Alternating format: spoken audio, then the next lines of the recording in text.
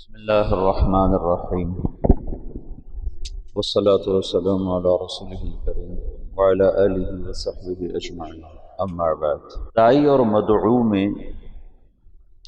طبیب اور مریض کا رشتہ ہوتا ہے۔ طبیب اگر مریض سے نفرت کرے علاج نہیں ہو سکتا۔ یا ایک اور مثال، داعی اور مدعو میں تاجر اور گاہک کا رشتہ ہوتا ہے۔ تاجر دکاندار اگر گاہکوں سے نفرت کرے اور بدتمیزی کا رویہ رکھے تو کتنا ہی بہترین سودا اس کی دکان پر ہو نہیں بکے گا۔ یہی اس سے طاقتور نسبت کے ساتھ داعی کا رشتہ مدعو کے ساتھ ہوتا ہے۔ دعوت دینے والے کا رشتہ جن کو دعوت دی جا رہی ہے ان کے ساتھ ہمدردی کا، محبت کا، الفت کا ہوتا ہے۔ یہ آیات میری اس بات پر دلالت کرتی ہیں کہ اللہ تعالیٰ کو کہنا پڑا لعلک باخع نفسک علی آثارہم ان لم یؤمنوا بہذا الحدیث اسفا، لعلک باخع نفسک اسفا، تو غم میں ہی مر جائے گا، ان کے غم میں مر جائے گا۔ لعلک باخع نفسک الا یکونوا مؤمنین فلا تذهب نفسک علیہم حسرات من کفر فلا يحزنک کفرہ لست علیہم بمسیطر ما انت علیہم بجبار۔ ایک دفعہ میں نے یہ آیات کٹھی کی تھی، بہت زیادہ ہو گئی تھی، جن میں صرف یہ بتلایا جا رہا ہے کہ اللہ کے نبی کو کتنا غم تھا نافرمانوں کے بارے میں۔ آج کے دور کے اہل حق دعوت دینے والے اور جتنے حق سے دور لوگ ہیں، یا کفر کی شکل میں یا اسلام کے لبادے میں باطل عقائد کی شکل میں یا بدعت کی شکل میں یا مذہبی آزادی جس کو غیر مقلدیت کہتے ہیں اس کی شکل میں، اکابر کی گستاخی کی شکل میں، یا صحیح العقیدہ ہو کر شراب، زنا، گانا بجانا، ظلم، ستم، یہ جتنی شکلیں ہیں یہ ساری کی ساری قابل رحم ہیں۔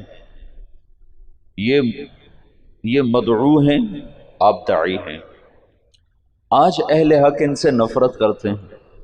کتنی یہ حق، یعنی کتنی اصل سے ہٹی ہوئی بات کہ ان سے تو محبت تھی۔ ایک آدمی کفر پہ مر جاتا تو ہمیشہ جہنم میں چلا گیا، ایک آدمی صحابہ کو برا بھلا کہتے ہوئے مر جاتا تو جہنم میں چلا گیا، ایک آدمی قبروں کو سجدے کرتا ہوا مر جاتا تو جہنم میں چلا گیا، ایک آدمی اکابر امت کی گستاخی کرتا ہوا چلا جاتا ہے تو وہ پکڑا گیا، ایک آدمی شراب، زنا میں مبتلا ہو کے مر جاتا ہے تو وہ پکڑا گیا، نمازیں چھوڑ کے مر جاتا ہے، روزے چھوڑ کے مر جاتا ہے تو گرفتار ہو گیا قانون کے مطابق۔ باقی اللہ جس کو چاہے معاف کرتا، یغفر ما دون ذلک لمن یشاء۔ اچھا، یہ جو اس طرح مر رہے ہیں، یہ مرتے ہی کتنے خوفناک انجام کا شکار۔ میرا تایا کا بیٹا تھا، جیسے ذمہ داروں کی زندگی ہوتی ہے ویسے اس کی زندگی تھی، جوانی میں مر گیا۔ میں نے خواب میں دیکھا، خواب میں میت جو کہتا ہے صحیح کہتا ہے۔ میں نے کہا کیا حال ہے؟ کہنے لگا آگ کے تندور میں پڑا ہوا ہوں، آگ کے تندور میں پڑا ہوا۔ ساری زندگی اس کی غفلت میں گزری، ظلم و ستم نہیں تھا، بہت ہمدرد، بہت رحم دل، غریب پرور، رعایا پرور، بس ذاتی کمیاں بے شمار بہت زیادہ تھی، فرائض میں بے انتہا غفلت اور شہوات میں استطالہ۔ کہ میں آگ کے تندور میں ہوں، تو یہ قابل رحم ہے یا قابل نفرت ہے؟ آج کے مناظرانہ ذہن نے تمہیں دعوت کے غم سے ہٹا کر نفرت کے کانٹوں میں الجھا دیا ہے۔ مناظرانہ ذہن کا یہ کم سے کم نقصان ہے، زیادہ تو اس سے یہ کم سے کم نقصان ہے کہ جن سے محبت کرنی تھی ان سے نفرت شروع کرتے۔ تعالوا الى کلمۃ سواء بیننا وبینکم الا نعبد الا اللہ، یہ آیت تمہیں کیا اصول بتا رہی ہے کہ جن چیزوں میں تم مشترک ہو ان کو مضمون دعوت بناؤ۔ رفع یدین کو مضمون دعوت نہ بناؤ، نماز کو مضمون دعوت بناؤ۔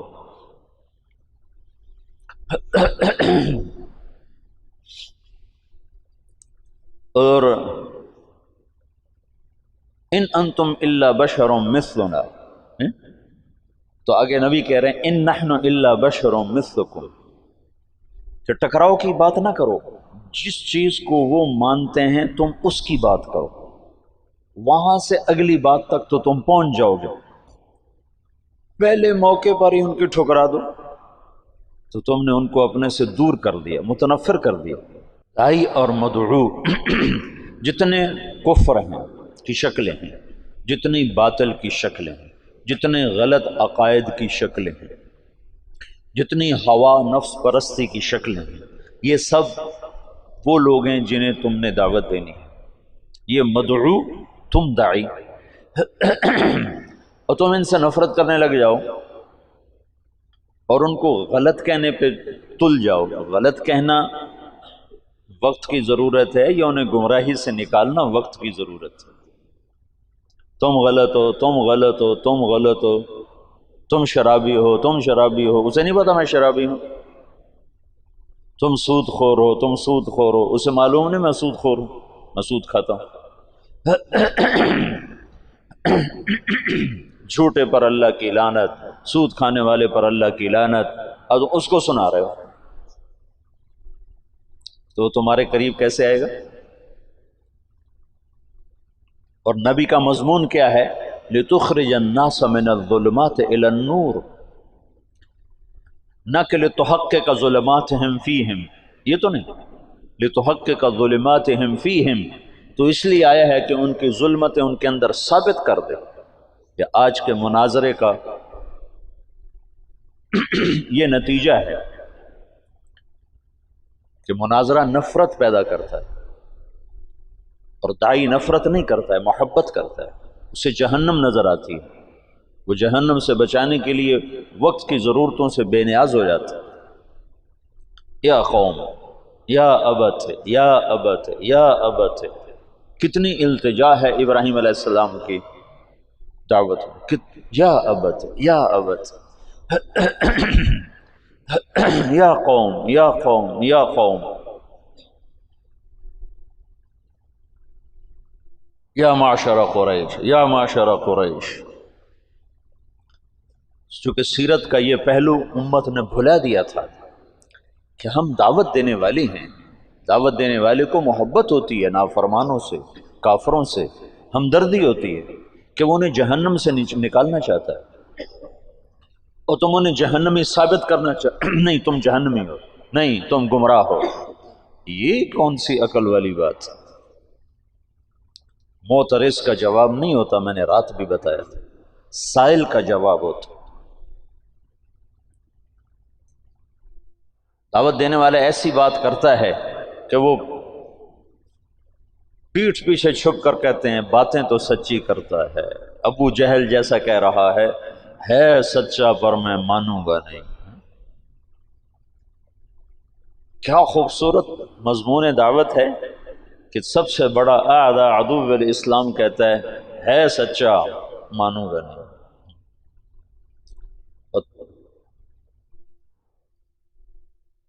محکم بن طفیل مسلمہ کذاب کا سالار کہنے لگا واللہ انک لکذاب، مسلمہ سے کہنے لگا واللہ انک لکذاب ولیکن کذاب ربیعہ احب الی من صدوق مضر، جادو وہ ہوتا ہے جو سر چڑھ کے بولے. مناظرے کی زبان توہین کی ہے، اہانت کی ہے، تذلیل کی ہے، تحقیر کی ہے، استخفاف کی ہے. اور اس میں سے ایک چیز بھی دعوت کے ساتھ نہ جوڑ کھاتی ہے نہ اسلام کے ساتھ جوڑ کھاتی. دعوت دینے والے کے اندر محبت ہوتی ہے، ہمدردی ہوتی ہے کہ یہ جہنم سے بچے.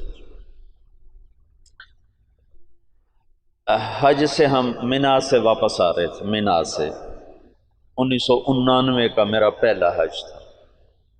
تو اس وقت کنکریاں جہاں مارتے تھے نا، پل کے ساتھ اترتے ہی نائی کھڑے ہوتے تھے، سر کے بال، کوئی داڑھی شیو کراتا تھا، سر کے بال منڈاتے ہیں، کوئی ویسے داڑھی ٹھیک کراتا.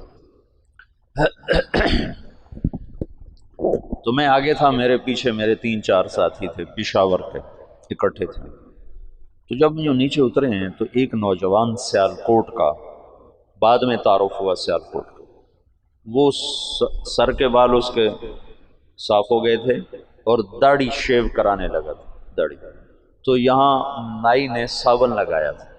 وہ ایک نوجوان تھا راشد، بہت بڑا تاجر، کروڑوں پتی، جوانی میں تبلیغ میں لگا.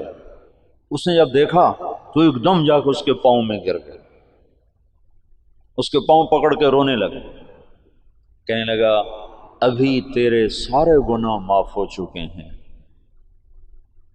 یہ دوبارہ فوراً گناہ نہ کر، تیرے سارے معاف ہو چکے ہیں. جب آدمی عرفہ سے واپس لوٹتا ہے تو سارے معاف ہو گئے، تو کہا تیرے سارے معاف ہو گئے، دوبارہ اپنے کافی کو کالا نہ کر. وہ ایسا رویا کہ وہ نوجوان خود رونے لگا. تو اس نے وہ تولیہ جو یہاں رکھا ہوا تھا نا، اس نے اس سے اپنا سارا صابن صاف کر دیا اور نائی سے کہنے لگا میرا خط بنا دو، آج کے بعد میری توبہ، میں داڑھی نہیں منڈاؤں. یہ داعی ہوتا ہے. تم بے وقوف مناظرانہ ذہن رکھتے ہو کہ ہم نے نیچا دکھانا ہے. نیچا دکھانا بھی کوئی حق ہے؟ اوروں کو عزت دینا سیکھو، پھر وہ تمہارے سامنے گر جائیں گے، خود ہی گر جائیں گے.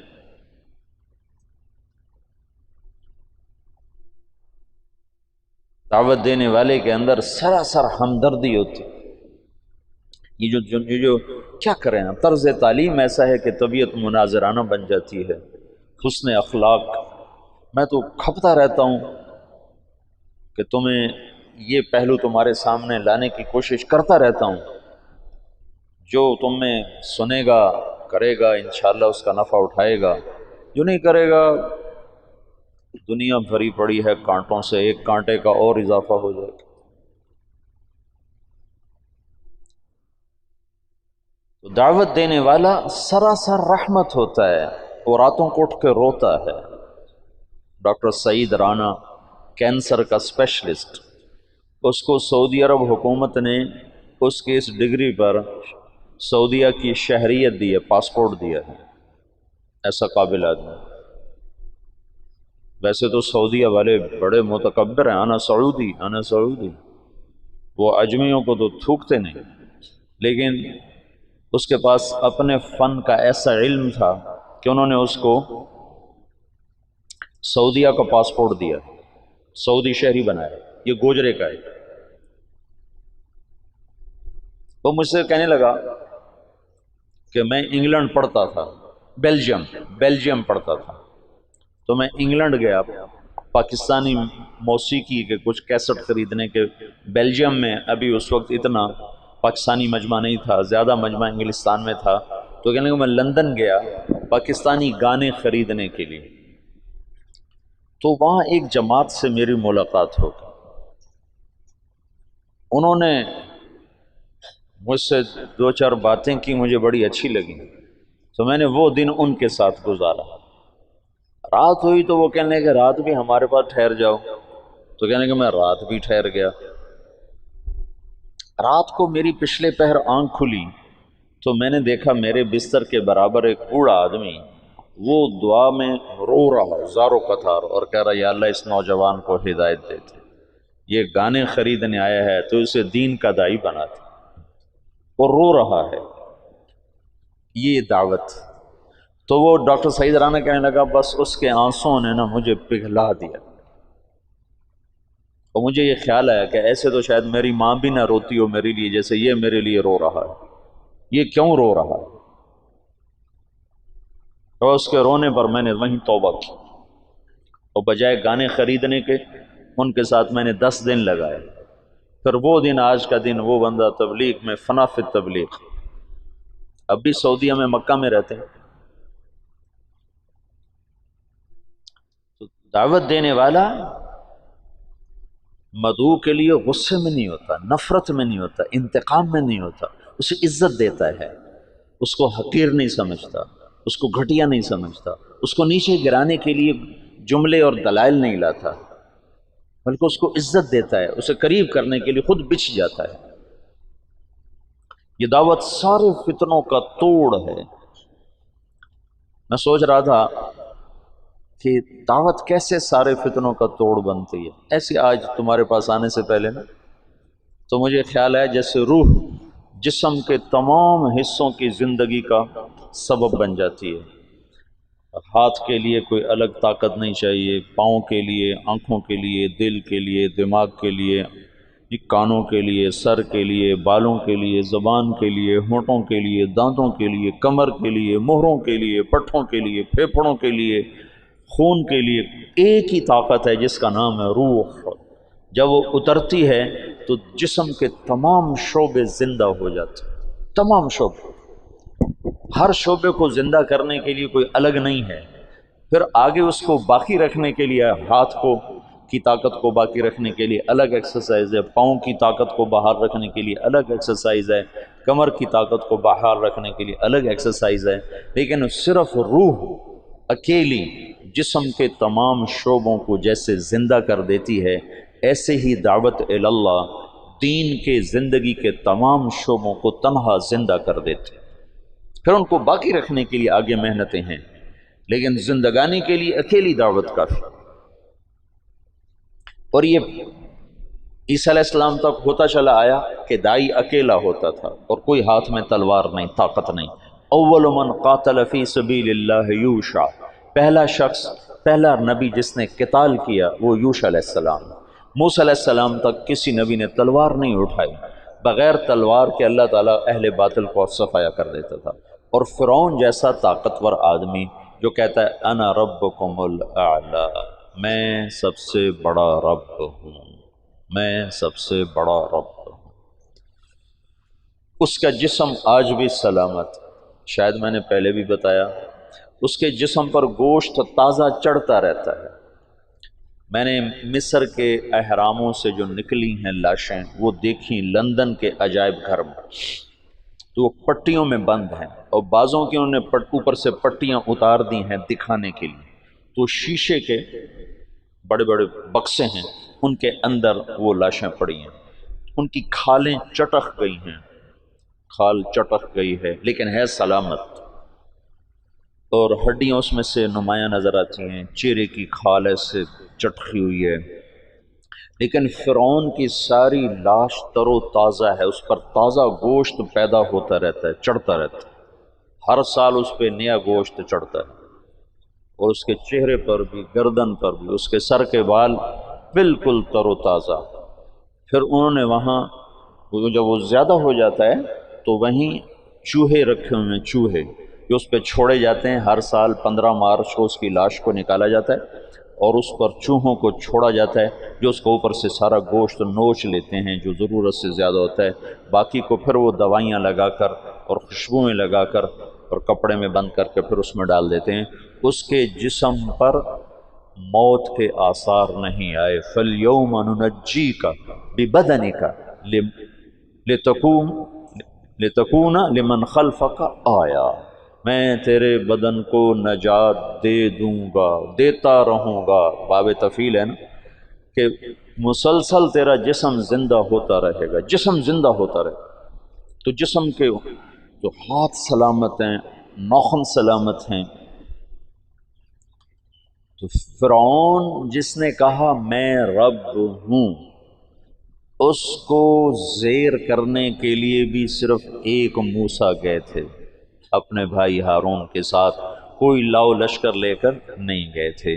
دعوت اتنی طاقتور چیز ہے کہ دعوت دینے والا خود کہہ رہا ہے انی اخاف ان یقتلون، یا اللہ مار دیں گے مجھے، اور آگے اللہ تعالیٰ کہہ رہے ہیں میں جو ساتھ میرے ہوتے ہوئے بھلا ہو سکتا، اننی معکما اسمع و ارا، جاؤ جاؤ میں تمہارے ساتھ ہوں، کچھ نہیں کر سکتا۔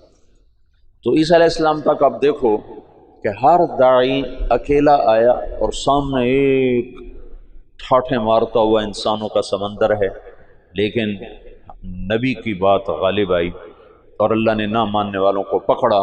منہم من اخذتہ الصیحہ منہم من ارسلنا علیہ حاصبا منہم من خسفنا بہ الارض ومنہم من اغرقنا۔ یہ اللہ تعالیٰ نے اپنی پوری تاریخ کو 4 جملوں میں بیان کر دیا کہ دعوت کے مقابلے میں باطل جتنی بڑی شکل میں آیا ٹوٹ گیا، لیکن موسیٰ علیہ السلام پر جب تورات اتری تو اللہ کا جو غیبی نظام تھا اچانک پورے باطل کی پکڑ کا وہ اللہ نے اٹھا دیا اور اہل ایمان کو سامنے کھڑا کر دیا۔ موسیٰ علیہ السلام تلوار اٹھا رہے ہیں، داؤد علیہ السلام تلوار اٹھا رہے ہیں، رسول اللہ صلی اللہ تعالی وسلم کی برکت سے آپ سارے عالم کے لیے رحمت بن کر آئے، سارے انسانوں کے لیے رحمت بن کر آئے، تو اللہ نے مسخ ہونا اٹھا دیا، بندر بن جاؤ، خنزیر بن جاؤ، پہلے اللہ نے بنا دیے۔ انزل علینا مائدۃ من السماء، اللہم ربنا انزل علینا مائدۃ من السماء، آسمان سے دسترخوان اتارنے کی عیسیٰ علیہ السلام کی قوم نے شرط رکھی، اللہ نے دسترخوان اتارا، جب وہ نہیں مانے تو اللہ نے کھڑے کھڑے خنزیر بنا دیا، اور مچھلی کھانے پر سوتوں کو بندر بنا دیا۔ جب ہمارے نبی تشریف لائے تو اللہ تعالیٰ نے بندر بنانا، خنزیر بنانا، آپ کی برکت سے یہ اس کو اٹھا دیا، تلوار بیچ میں آ گئی۔ اسلم تسلم۔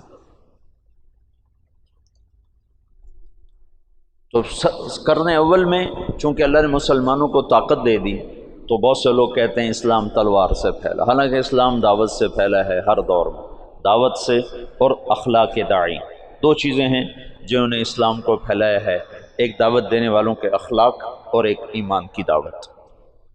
لیکن ایک نمونہ 7ویں صدی میں اللہ تعالیٰ نے خالصتاً دعوت کے ذریعے سے دنیا کی سب سے بڑی سیاسی طاقت کو زیر کیا، یہ اللہ نے دکھایا تاکہ آنے والی نسلوں میں بطور حجت کے ایک داستان باقی رہے کہ اگر امت دعوت دینے کو اپنا وظیفہ بنا لے تو بڑے سے بڑا باطل ٹوٹ سکتا ہے، مقابلے سے نہیں ہوگا، مقابلے سے نہیں ہوگا، مناظرے سے نہیں ہوگا، ضد پیدا ہو جائے،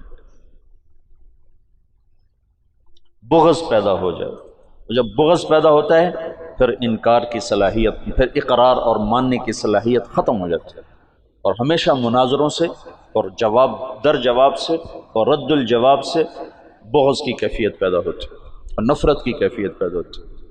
تم ہارنا سیکھو، ہارنا، جی آپ جیت گئے میں ہار گیا، تو تمہیں کوئی ہرا نہیں سکتا۔ مولانا جمشید صاحب ہمیں فرمایا کرتے تھے جو ہارا سو جیتا، جو ہارا سو جیتا۔ اسی سلطنت کو زوال آ گیا 232 ہجری میں، 100 سال بڑی طاقتور حکومت، متوکل کو اس کے بیٹے منتصر نے قتل کر دیا، پہلا قتل بیٹے کے ہاتھوں باپ کا حکومت کے لیے عباسی دور میں ہوا ہے کہ منتصر نے ترکوں سے مل کر اپنے باپ متوکل کو، اس متوکل کی عمر صرف 42 برس، جب اس نے کچھ 14 برس حکومت کی تھی، اس کے بعد بنو عباس کی ہیبت ہمیشہ کے لیے اٹھ گئی، اور 232 سے 334 تک ترک کھیلے بنو عباس، خلفاء کو تخت سے گھسیٹ کر نیچے پھینک دیتے تھے اور گھسیٹتے ہوئے باہر صحن میں دھوپ میں کھڑا کر دیتے، کسی کی آنکھیں نکال دیتے، کسی کو زندہ کو تہ خانے میں بند کر کے اندر ہی سسکا کے مار دیتے تھے۔ تو 334 تک ترک کھیلتے رہے، اترکوا الترک ما ترکوکم والی بات پر جب عمل نہ کیا، معتصم نے ترکوں کو لیا تو پھر وہی ان کے لیے وبال جان بن گیا۔ پھر 334 سے 446 تک شیعوں نے حکومت کی، ایرانی، ابو شجاع تھا دیلمی، اس کے 3 بیٹے تھے، رکن الدولہ، معز الدولہ، عماد الدولہ، تینوں مچھیرے تھے، مچھیرے مچھلی پکڑتے تھے۔ ابو شجاع نے خواب دیکھا کہ اس نے پیشاب کیا ہے، اس سے آگ نکلی، اوپر جا کر 3 شعلوں میں تقسیم ہو گئی، اور وہ شعلے چھوٹے چھوٹے انگاروں میں تقسیم ہو گئے۔ تو اس نے ایک کاہن سے پوچھا کہ میں نے یہ خواب دیکھا ہے، اس کی تعبیر۔ اس نے کہا تیرے تینوں بیٹے بادشاہ بنے۔ تو اس نے جوتا نکال کے اس کی پٹائی شروع کر دی، اور اپنے بیٹوں سے کہا مارو خبیث کو کہ ہماری غربت کا مذاق اڑاتا ہے، چارے پہ پترا چنگی منجائی کی تھی۔ جب اس کو اچھی طرح صاف کر لیا نا، پھر کہنے لگے چلو ایک مچھلی اس کو دے دو، بیچارے کو بہت مارا ہے۔ تو اس کو ایک مچھلی انہوں نے دے دی۔ 20 سال بعد یہ تینوں بیٹے بادشاہ بن چکے تھے، اور 25 برس میں پوری اسلامی سلطنت ان کے نیچے آ چکی تھی، اور ساری اسلامی سلطنت پر شیعہ قابض تھے۔ مصر اور تمہارے استاد کا دیش شمالی افریقہ سارا یہ اسماعیلی شیعہ، اور شام، عراق، صرف یہ ہندوستان بچا ہوا تھا۔ ہندوستان، یہاں ہندوستان میں اس وقت اسلامی سلطنت کا ایسا قیام بھی نہیں تھا۔ سندھ میں تھی اسلامی سلطنت، اس میں اثنا عشری شیعہ۔ 446 میں سلجوق کھڑے ہوئے، طغرل بیگ کے ذریعے سے اللہ تعالیٰ نے تمام شیعہ کا اخراج کیا، اور اہل السنت والجماعت کا اقتدار قائم ہوا 590 تک۔ 590 تک، 446 سے 590۔ ملک شاہ کے مرنے پر زوال آ گیا سلجوقیوں کو۔ سلجوقوں نے بڑی خدمت کی ہے اسلام کی، لیکن بعد میں آپس کی لڑائیوں نے انہیں تباہ و برباد کر دیا۔ تو علپ ارسلان تھا ملک شاہ کا والد، بڑے عبرت کا قصہ اس لیے سنا ہے، ملک شاہ کا والد تھا۔ تو وہ جا رہا تھا چین فتح کرنے، چین۔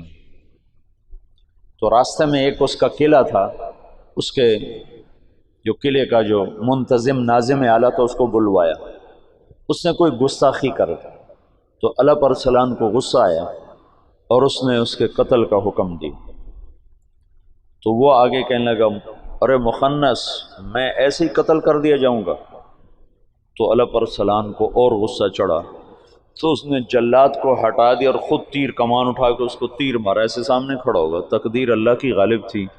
علپ ارسلان اس وقت تمام ترکوں میں سب سے نشانے باز تیر انداز شمار ہوتا تھا تمام، اور اس سامنے کھڑے پر تیر خطا چلا گیا۔ تو اس کو غصہ چڑھا، اس نے اپنا تلوار نکالی اور آگے بڑھا خود قتل کرنے کے لیے۔ تو اپنے ہی جو اس نے شاہی عبا ہوتی ہے اس میں اس کا پاؤں اٹک گیا، تو اس سے وہ گر کے اس کے سامنے جا پڑا، تو اس نے وہاں سے چھلانگ لگا، خنجر نکال کر سیدھا اس کے دل میں اتار دیا۔ بعد میں وہ تو قتل ہو گیا، تو اس کو اٹھا کے بستر پہ ڈالا گیا۔ تو اس نے وصیت کی کہ میرے بعد میرا بیٹا ملک شاہ بادشاہ ہوگا، اور نظام الملک اس کا وزیر ہوگا، اور اس کی ساری تدبیر وہ دیکھے گا جب تک یہ بالغ نہیں ہوتا۔ پھر اس نے کہا میں تمہیں آج ایک بات بتاتا ہوں۔ میں ایک بڑے شیخ کی خدمت میں گیا تھا، میں نے ان سے کہا تھا مجھے کچھ نصیحت کرو، تو انہوں نے مجھے فرمایا تھا کبھی بھی عجب میں مبتلا نہ ہو، اور کبھی دشمن کو کمزور نہ سمجھنا۔ کہ یہ 2 باتیں مجھے کہی، دشمن کو کمزور نہ سمجھنا، عجب میں مبتلا نہ ہو۔ کہ کل شام کو میں ٹیلے پر کھڑا ہوا، اپنے لشکر کو دیکھ رہا تھا، تو میری جی میں آ رہا تھا پوری دنیا میں مجھ سے بڑا بادشاہ کوئی اور یہ بات ٹھیک تھی، فعلاً ٹھیک تھی، پوری دنیا میں مجھ سے بڑا بادشاہ کوئی نہیں۔ اللہ تعالیٰ نے مجھے دکھایا کہ تجھ سے بڑا اللہ ہے، اللہ ہے۔ اور اس قلعے کے ناظم کو میں نے حقیر چیونٹی کی طرح سمجھا، اور خود اس کو اٹھ کے مارنے کو دوڑا، تو اللہ نے مجھے اسی کے ہاتھوں مروا کے دکھا دیا کہ طاقت اللہ کے ہاتھ، تو میں نے اسے حقیر جانا، ادھر میں عجب میں مبتلا ہوا۔ تو بادشاہی کو عجب تھوڑا ہوتا ہے، اور لکھنے پڑھنے کا عجب اس سے زیادہ ہوتا ہے۔ 590 سے 656 تک پھر کسی کا ہاتھ نہیں ہے بنو عباس پر، ایسے ہی روتے دھوتے۔ تو چنگیز خان اٹھا ہے کہ 610 میں، اور اس نے تباہی کا ایک ایسا ریلا اس کے ساتھ تھا، ہر چیز کو خس و خاشاک کی طرح بہا کر لے گی۔ 664 میں وہ مرا ہے، اس وقت اس کی عمر 73 برس تھی، 73 سال 4 مہینے۔ اس نے کوئی 25 برس حکومت کی، اور اس نے چنگیزی سلطنت کو ناقابل تسخیر بنا دیا۔ یہ دنیا کا واحد جرنیل ہے، رات بھی بتایا تھا، جس نے شخصی طور پر تنہا سب سے زیادہ فتوحات کی ہیں، اور اس کا کوئی علم عطائی تھا جنگوں کے بارے میں، ملک گیری کے بارے میں، جہاں گیری کے بارے میں، اس کا علم عجب تھا، اس کی برق رفتاری، اس کی ذہن کی تیزی کمال درجے کی تھی۔ قبائل کو ایسے اس نے جوڑ دیا تھا، سب ایک جھنڈے تلے مختلف قبائل جمع ہو گئے تھے، اور دنیا کی ناقابل تسخیر طاقت بنے۔ اور قراقرم صحرائے گوبی میں منگولیا کے پاس ایک بڑا شہر اس نے بنایا، دارالحکومت، جو ساری دنیا کا سب سے بڑا دارالحکومت، اور ان کا بڑا نشانہ مسلمان تھے، مسلمان، کہ مسلمانوں سے زیادتی ہوئی تھی، جس کے بدلے میں چنگیز خان نے ان پر حملہ کیا تھا۔ چنگیز خان کے مرنے پر اس کی سلطنت، اس کے 4 بیٹے تھے، بڑا جوجی تھا، جوجی کے بارے میں اسے شک تھا کہ یہ میرا بیٹا نہیں، کہ اس کی جب یہ چھوٹا سردار تھا تو اس نے بڑی شکستیں کھائیں، حتیٰ کہ اس کی بیوی اغوا ہو گئی۔ جب وہ واپس آئی تو حاملہ تھی، لیکن اس نے بورتائی خاتون اس کا نام تھا، اس نے ہمیشہ اس کو عزت دی، اور اس بیٹے کو اپنا ہی بیٹا سمجھا، اس کا نام جوجی۔ 3 بیٹے اس کے سامنے پیدا ہوئے، اغدائی اور چغتائی اور طولوئی۔ تو اس نے اغدائی کو اپنا جانشین بنایا، اور جوجی کو روس کی سلطنت دی، روس کی، اور چغتائی کو اس نے منگولیا کی طرف کا اور چین کی طرف کا علاقہ دیا، اور جو طولوئی تھا اس کو یہ نیچے آذربائیجان سے نیچے ایران اور یہ شام، یہ علاقے اس نے 4 حصوں میں اس نے اپنی سلطنت کو تقسیم کیا، اور اغدائی کو سب سے بڑا سردار بنایا۔ اغدائی کے دور میں فتوحات کا رخ مسلمانوں سے ہٹ کے یورپ کی طرف چلا گیا، تو ان کا ایک سالار تھا سوبدائی بہادر، سوبدائی، وہ پولینڈ تک پہنچا، پولینڈ تک، لیکن اس میں کوئی ایسی سلطنتیں تھیں نہیں، ایسی چرواہے سے بیچارے غریب لوگ، تو وہ پولینڈ تک اس نے چنگیزی سلطنت کو پھیلا دیا۔ اب یہ وہ ہاتھی ہے جس کے سامنے ساری دنیا کے بادشاہ چیونٹی اور چوہے کی طرح، انہیں میدان جنگ میں ہرانے کی کوئی شکل نہیں۔ تو اسلام کی شکل یوں تھا کہ اب بجھا، اب بجھا، اب بجھا، لیکن اللہ نے دین کو باقی رکھنا ہے تو انسانوں کو بھی باقی رکھنا ہے جو مسلمان کہلائیں۔ جب اغدائی مرا ہے تو اس کا بیٹا تھا قیوق، وہ حکمران بنا، وہ بہت رحم دل تھا، اس نے جنگیں روک دیں اور مسلمانوں کو اپنی سلطنت میں شامل کیا، تو اس کی وجہ سے ساری تاتاری سلطنتوں میں مسلمانوں کے بارے میں نرم گوشہ پیدا ہو۔ اب نامعلوم تاریخ کے گمنام سپاہی ہیں جو اتنے غیر معلوم ہیں، اتنے نامعلوم ہیں کہ کسی تاریخ میں ان کا نام تک درج نہیں، ان کی جگہ درج نہیں، جنہوں نے تاتاریوں کو دعوت دینا شروع کی۔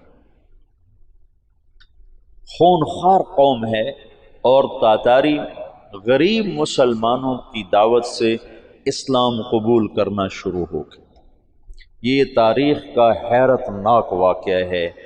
غیر مسلم مورخین بھی اور مسلم مورخین بھی جب یہاں پہنچتے ہیں تو وہ حیران ہوتے ہیں کہ کیسے ایک فاتح قوم نے مفتوح قوم کا مذہب کیسے قبول کر لیا۔ ہندوستان میں کوئی عیسائی نہیں تھا، آج کروڑوں ہیں، کہاں سے آئے؟ انگریزوں نے دعوت۔ اندلس سے سارے مسلمان مٹ گئے، سب عیسائی ہو گئے، کیسے؟ طاقت عیسائیوں کے ہاتھ میں تھی۔ تو یہ ایک عجب واقعہ ہو رہا ہے کہ طاقت جن کے ہاتھ میں ہے وہ اسلام کے سب سے بڑے دشمن ہیں، اور اسلام اور مسلمان ان کے لیے سب سے مبغوض چیز ہے، اور پھر وہ انہی کا کلمہ پڑھتے جا رہے ہیں۔ یہ 7ویں صدی میں ہو چکا ہے۔ آج کا چنگیز کسی اور شکل میں ہے، کسی اور نام کے ساتھ ہے۔ آج کا ہلاکو کسی اور شکل میں ہے، کسی اور نام کے ساتھ ہے، لیکن آج بھی وہی ہوگا جو 7ویں صدی میں ہو چکا ہے۔ ہم ان کو سیاسی میدان میں، جنگی میدان میں شکست نہیں دے سکتے۔ تو وہ سائنس ٹیکنالوجی میں وہاں پہنچ چکے ہیں جہاں ہم اور جنم لے کر بھی نہیں پہنچ سکتے، لیکن ایک راستہ ہمارے پاس پڑا ہے، ہم ان کو دعوت دیں۔ اس وقت فرانس میں اوسط 5 سے 6 گورے روزانہ مسلمان ہو رہے ہیں، اوسطاً 5 سے 6 گورے روزانہ مسلمان، اور فرانس یورپ میں سب سے زیادہ اسلام قبول کرنے والا ملک بن چکا ہے، اور اس کے بعد اٹلی سب سے زیادہ تیزی کے ساتھ اسلام میں آ رہا ہے، اور پوری دنیا میں امریکہ میں سب سے زیادہ اسلام پھیل رہا ہے۔ دعوت ایسی چیز ہے جو چیونٹی سے ہاتھی کو مروا دیتی۔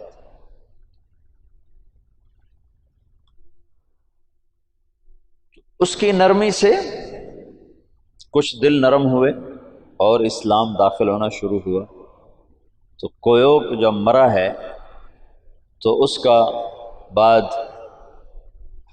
طولوئی کے 4 بیٹے تھے، ایک قبلائی خان، ایک منگو خان، ایک بوکا خان اور ایک ہلاکو خان۔ تو اس وقت جوجی کا بیٹا ایباقا وہ سب سے بڑا سردار تھا تاتاریوں میں۔ تو انہوں نے مشورہ کیا کہ اب ہم کس کو اپنا خاقان بنائیں، تو ایباقا نے منگو خان کے بارے میں کہا کہ اس کو اپنا خاقان بناؤ۔ منگو اسلام دشمن تھا، اس کے دور میں بغداد تباہ ہوا ہے۔ جب بغداد پہ حملے کا لشکر نکلا ہے تو یہ جو مسلمان دائی تھے یہ جوجی کی نسل میں اپنا کام دکھا چکے تھے، اور جوجی کا پوتا برکا خان مسلمان ہو گیا۔ ان کی دعوت پر ایک وزیر مسلمان ہوا، وزیر کو جب موقع ملتا برکا خان کو اسلام کے فضائل سناتا، اس کو باتیں بڑی اچھی لگتی، پھر وہ پوچھتا تمہیں یہ باتیں کون بتاتا ہے؟ تو پھر وہ بڑے مناسب طریقے سے کہتا کہ یہ مسلمانوں کا دین ہے، یہ مسلمان بتاتے ہیں۔ پھر اس نے کہا مجھے مسلمانوں کا کوئی وفد ملاؤ۔ پھر ایک وفد اس سے ملا، انہوں نے اسلام کی دعوت دی، اسلام کے بنیادی اصول بتائے، تو برکا خان مسلمان ہوا۔ روس آج بھی دنیا کی سب سے بڑی سلطنت ہے، اس وقت بھی روس بہت بڑی سلطنت تھا، تو جتنا روسی مغل تھا اور چنگیزی تھا وہ برکا خان کی برکت سے سارے کا سارا مسلمان ہو گیا۔ کوئی تلوار نہیں۔ ہلاکو جس نے بغداد کو تہ تیغ کر کے رکھ دیا، 15 لاکھ آدمی ذبح کرتا۔ 658 میں پھر اس نے مصر پہ چڑھے، اس دوران حلب، شام، دمشق کو اس نے اینٹ سے اینٹ بجا دیا۔ پھر 658 میں وہ دمشق مصر کی طرف حملہ آور ہوا۔ تو مصر پر اور ہندوستان پر، حالانکہ یہ دونوں ملک کے لوگ کو اتنے دلیر نہیں تھے جتنے کہ شام، عراق، یہ جو جنگجو قومیں تو یہاں تھیں، عرب، اور مصر تو مخلوط قوم تھی، ہندوستان مخلوط قومیں تھیں، لیکن کوئی اللہ کی قدرت ہے، نہ ہندوستان پہ مغل حاوی ہو سکے نہ مصر پہ حاوی ہو سکے۔ دونوں جگہ ہندوستان والوں نے تو طاقت سے، اور اللہ کی مدد تو دونوں کے ساتھ تھی، اور مصر والوں نے سیاست سے۔ 658 میں ہلاکو خان نے مصر پہ حملے کے لیے فوج نکالی تو اس کا بھائی منگو خان مر گیا۔ منگو کے مرنے پر یہ قانون تھا کہ جو تاتاری جہاں پر ہے، جب خاقان اعظم مر جائے تو سب قراقرم پہنچیں تاکہ اگلے خان کا انتخاب کیا جا سکے، اگلے خاقان کا انتخاب کیا جا سکے۔ تو وہ وہاں سے نکلا، تو اس کی بیوی تھی وہ عیسائی ہو چکی تھی، دوقوزہ، اور اس کا سالار تھا کتبوغا، وہ بھی عیسائی ہو چکا تھا۔ وہ مسلمانوں پر بہت ظلم اٹھاتے تھے، بہت ظلم اٹھاتے تھے، اور ان دونوں نے بڑی کوشش کی کہ ہلاکو خان عیسائی ہو جائے، لیکن وہ عیسائی نہیں ہوا۔ تو انہوں نے اس کی منت کی کہ تم واپس نہ جاؤ، مصر کو فتح کر لو۔ وہ تو مر گیا، اب تو پہنچ بھی نہیں سکتے ہیں، تو تم بعد میں جانا، پہلے مصر فتح کرو۔ اس نے کہا نہیں، یہ چنگیز خان کا قانون ہے، میں اسے پورا کروں۔ اور اس نے ایک لشکر کا حصہ شام میں چھوڑا، فلسطین میں، اور 2 حصے لے کر وہ واپس چلا گیا قراقرم کی طرف۔ تو اس موقع سے فائدہ اٹھا کر مصر والوں نے خود حملہ کر دیا۔ تو عین جالوت پر 658 میں رمضان میں یہ جنگ لڑی گئی، اور 40 سال کے بعد مسلمانوں کو پہلی فتح نصیب ہوئی۔ اور اس میں قتبوغا گرفتار ہوا، تو وہاں مصر میں اس کو ٹکڑے ٹکڑے کر کے ختم کیا گیا، پر وہ ایسا کم وقت تھا کہ بوٹی بوٹی ہو گئے، پر اس نے سی نہیں کی، اف نہیں کی۔ انہوں نے کہا کیا تاتاری عورتوں نے بچے جننے بند کر دیے جو میرا کوئی بدلہ نہ لے گا؟ میرا بدلہ لینے والے ضرور آئیں گے، لیکن اللہ نے وہ موقع نہ دیا۔ برقع خان ایمان لا چکا ہے۔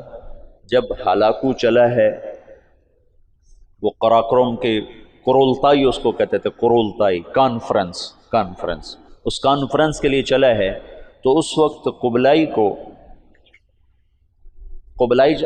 طلوئی کے 4 بیٹے تھے، تو منگو بنا تھا، تو منگو کی جگہ بوقا خان موجود تھا قراقرم میں، وہ خود ہی خاقان بن گیا۔ تو قبلائی کو پتہ چلا، تو وہ پھر فوج لے کر آیا، اور اس نے اپنے بھائی کے ساتھ پہلی دفعہ تاتاری آپس میں لڑنا شروع ہوئے، اور ان کی ہیبت میں کمی آئی، اور قبلائی خان نے بوقا کو شکست دی اور قراقرم پہ قبضہ کیا۔ پھر ان بھائیوں میں آپس میں بہت لڑائیاں ہوتی رہیں تخت کے لیے۔ آخر میں قبلائی خان غالب آیا، اور اس نے اپنے بھائی کو قید کر لیا، پھر قید میں وہ مر گیا بوقا، اور اس نے قراقرم کی بجائے چین کو اپنا دارالحکومت بنایا، چین فتح کیا اور چین کو اپنا دارالسلطنت بنایا۔ جب ان جنگوں سے فارغ ہوئے تو ہلاکو خان نے حملہ کیا مصر پر، تو برقع خان کو خط لکھا رکن الدین بیبرس نے کہ تم ہماری مدد کرو، تم بھی مسلمان ہو، ہم بھی مسلمان ہو۔ تو پھر برقع خان نے ہلاکو کو خط لکھا کہ تم مسلمانوں پہ حملہ نہ کرو، ورنہ میں تم پہ حملہ کروں گا۔ تو ہلاکو نے اسے خط لکھا کہ تم نے چنگیز کا قانون نہیں پڑھا کہ تاتاری آپس میں نہیں ٹکرایا کرتے؟ تو اس نے اس کو جواب دیا کہ وہ بھی کافر تھا، تو بھی کافر ہے، تو حملہ کرے گا میں تیرے پر حملہ کروں۔ جب وہ مصر پہ حملہ آور ہوا تو برقع خان ہلاکو پہ حملہ آور ہوا، تو اس نے ہلاکو کو شکست دی، اور مصر اس تسلط سے نکل گیا۔ پھر ان دونوں بھائیوں کی، چچا زاد بھائیوں کے آپس میں لڑائیاں ہوئیں، جس میں ہلاکو کو آخر میں شکست ہوئی، اور اس غم سے وہ بھی 42 سال کی عمر میں فالج کے مرض سے مر گیا۔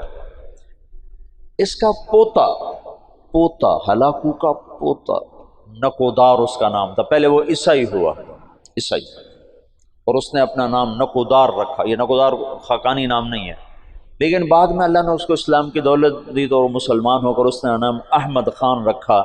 ہلاکو کی نسل میں اسلام داخل ہو گیا، کوئی تلوار نہیں چلی۔ کون گمنام تھے جنہوں نے ان کو دعوت دی؟ تبلیغ کی طاقت بتا رہا ہوں۔ یہ جو جوشیلے لوگ ہیں نا تحریکوں، ایک تبلیغ سے کیا ہوگا، صرف تبلیغ سے کیا ہوگا، نری تبلیغ سے کیا ہوگا، نرے بستر اٹھانے سے کیا ہوگا، یہ بتا رہا ہوں کہ نری تبلیغ سے کیا ہوا۔ 7ویں صدی کے چنگیز کلمہ پڑھ گئے، آج کے چنگیز بھی کلمہ پڑھیں گے، زندہ رہو گے تو دیکھو گے۔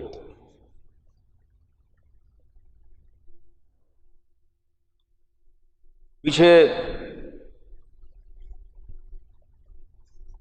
صرف ایک نسل قبلائی کی نسل چین نکل گئی، وہ محروم ہوئے اسلام سے، ورنہ باقی ساری نسل چنگیز چغتائی رہ گیا۔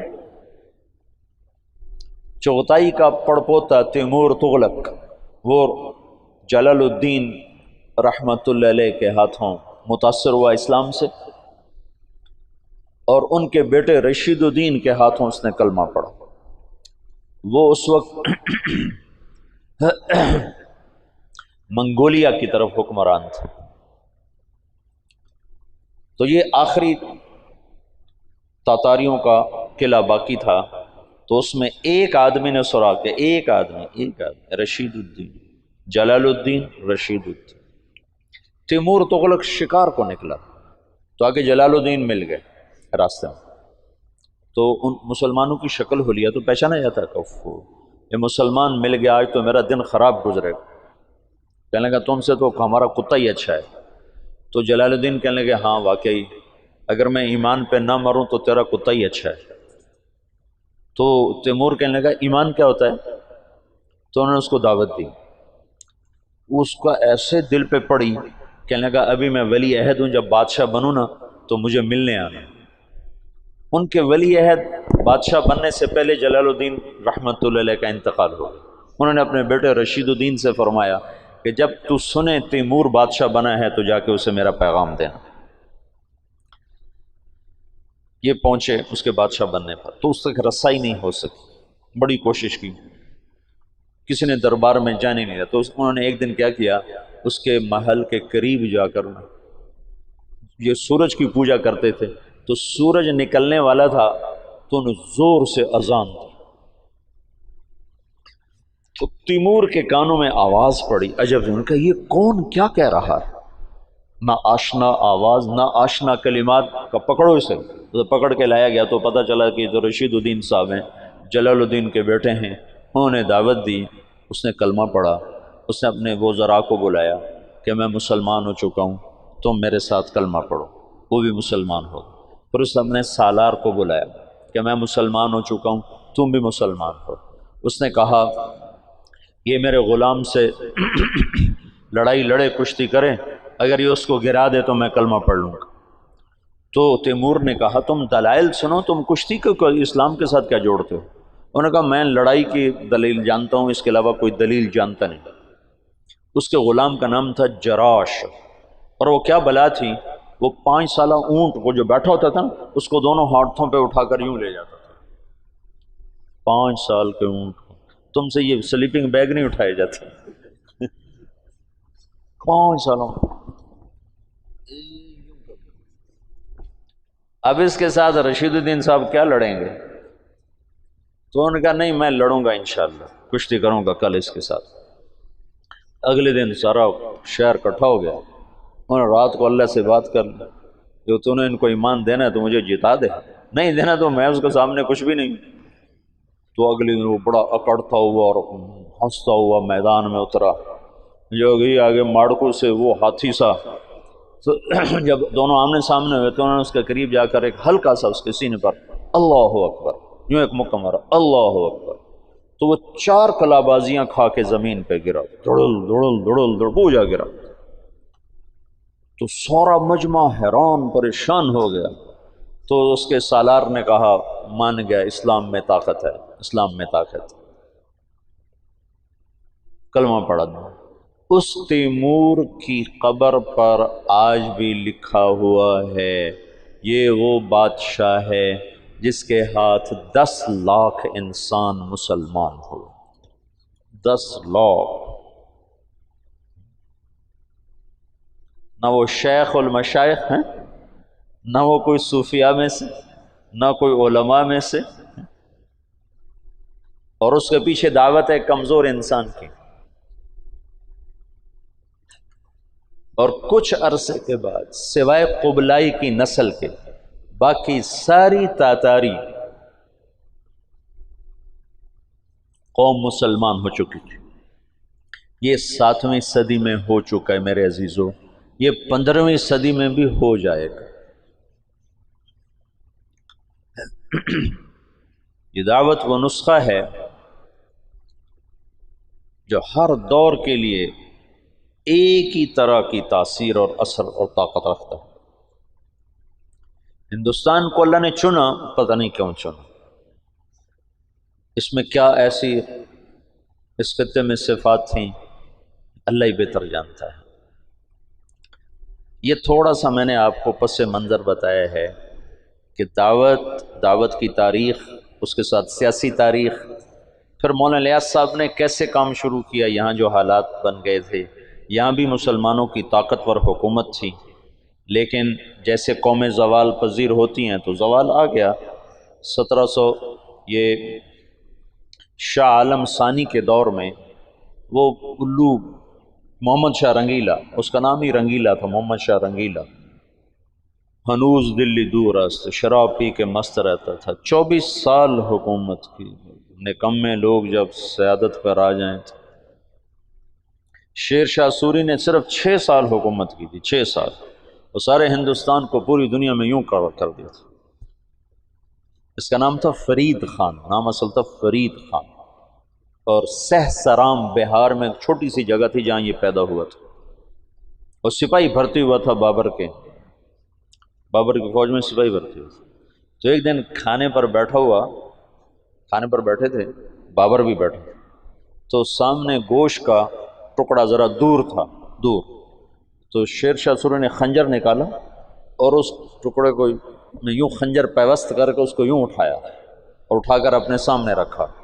تو بابر یہ سارا دیکھ رہا تھا، تو اس نے بعد میں اٹھ کر کہا یہ نوجوان میں مجھے اقتدار کی نظر آ رہی، یہ مجھے خطرہ نظر آ رہا ہے، اس پر نظر رکھی جائے۔ صرف اتنی بات سے اس نے کہا اس پہ نظر رکھی جائے، اور وہ نظر کیا رکھتے، تقدیر اس کے حق میں آ چکی تھی، وہ اللہ تعالیٰ نے اس کو اقتدار دیا، حکومت، صرف 6 سال کی حکومت میں اس نے ہندوستان کو پوری دنیا سے یوں اونچا کر دیا، اور یہ کم وقت 24 سال حکمران رہا، اور صبح شراب کا دور چلتا تھا اور شام تک چلتا تھا۔ شاہ عالم کے دور میں تو اس کو غلام قادر روہیلا نے اس کی آنکھیں نکال دی تھی، تو شاہ عالم کے دور میں انگریز لال قلعے میں داخل ہو گئے۔ 1757 میں پلاسی میں نواب سراج الدولہ کو شکست ہوئی، اور 1799 میں جو آخری امید تھی ٹیپو سلطان، اس کو سرنگا پٹم میں شکست ہوئی، میسور۔ یہ اس کا جو باپ تھا نا حیدر علی، یہ چنیوٹ کا تھا، چنیوٹ کے پاس ایک جگہ یہاں کا تھا، یہاں سے پھرتے پھراتے دکن پہنچا، وہاں سپاہی بھرتی ہوا، ہندو راجا کی فوج، سپاہی سے ترقی کر کے سالار بنا، سالار سے حاکم بنا، پھر اس کا بیٹا ٹیپو، دونوں بڑے اونچے لوگ تھے پر ان کی تقدیر ہار گئی تھی۔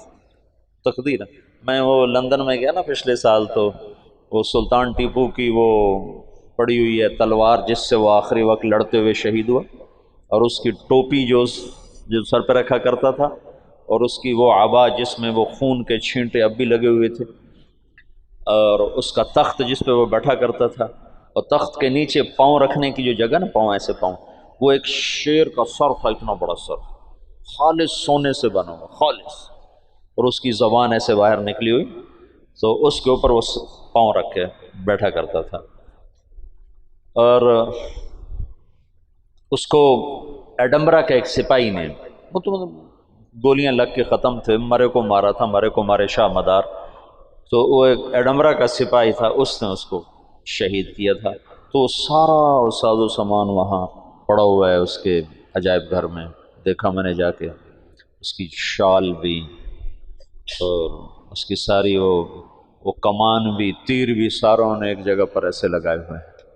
وہ آخری امید تھی مسلمانوں کو، 1799 میں وہ شہید ہوا ہے۔ تو جنرل ہیرس نے کہا ہندوستان ہمارا ہے۔ پھر 1834 میں لارڈ میکالے آیا پہلی دفعہ کہ یہاں کے مسلمانوں کو قابو کرنے کے لیے کیا پالیسی بنائی جائے اور تعلیمی نظام کیسے فٹ کیا جائے۔ پھر 1857 میں ایک آخری کوشش تھی جنگ آزادی کی، جو ایک ہلا گلا تھا، کوئی تدبیر نہیں تھی، اس لیے اس نے ناکام ہی ہونا تھا، لیکن اس میں مرزا الہی بخش اور نواب شجاع الدولہ اور نجف خان اور رجب علی خان، یہ سازشی مہرے تھے جو انگریزوں سے ساز باز کر کے انہیں دلی تک پہنچنے کا راستہ ہموار کیا۔ اس کے صلے میں ان کو جاگیریں ملیں، بہت کچھ ملا۔ جنرل بخت خان تھا جو راجپوت تھا، جویا خاندان سے تھا، بخت خان، وہ آخر دم تک لڑا، آخر دم تک لڑا۔ بہادر شاہ ظفر سے اس نے کہا میرے ساتھ نکل چلو، میں دوبارہ لشکر منظم کروں گا، لیکن تقدیر ہار جائے تو کوئی تدبیر کام نہیں آتی۔ بہادر شاہ ظفر کے 18 بیٹے تھے، جب انگریزوں نے دوبارہ قبضہ کیا تو 18 کو ذبح کر کے ان کے سر بڑے تھال میں سجا کر بہادر شاہ کو پیش کیے تھے۔ اس وقت اس کی عمر کوئی 83-84 سال تھی۔ اتنے بیٹوں کے کٹے سر دیکھنا تھال میں، پھر اس کو انہیں رنگون جلا وطن کر دیا، وہیں جلا وطنی میں اس کا انتقال ہوا۔ اس کی بیگم تھی، وہ بھی وہیں مری۔ عجب داستان ہے۔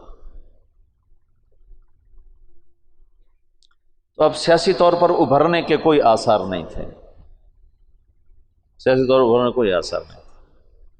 اب یہاں سے مولانا الیاس کا دور شروع ہوتا ہے۔ یہ 3-4 دن میں نے تمہیں پچھلا سارا بتایا ہے۔ اب مولانا الیاس صاحب رحمۃ اللہ علیہ نے کیسے اللہ نے ان سے کام لیا، کیسے انہوں نے کام شروع کیا کہ آج تم اور میں اسی کے، یہ شیخ رمضی اسی وجہ سے بیٹھے ہیں۔ کہاں تیونس، کہاں فیصل آباد، اس شخص نے کیا محنت کی کہ جس سے یوں آفاق جڑتے چلے گئے۔ سیاسی پس منظر ایسا تھا کہ آج ختم اور آج ختم۔ انگریز نے کوشش کی یہاں عیسائیت کو پھیلایا جائے اور مسلمانوں کو اندلس کی طرح ختم کر دیا جائے، لیکن اللہ کا غیبی نظام حرکت میں آ چکا تھا۔ غالباً یہ وہ آخری کوشش ہے جو ہر کچے پکے گھر میں اسلام داخل ہو۔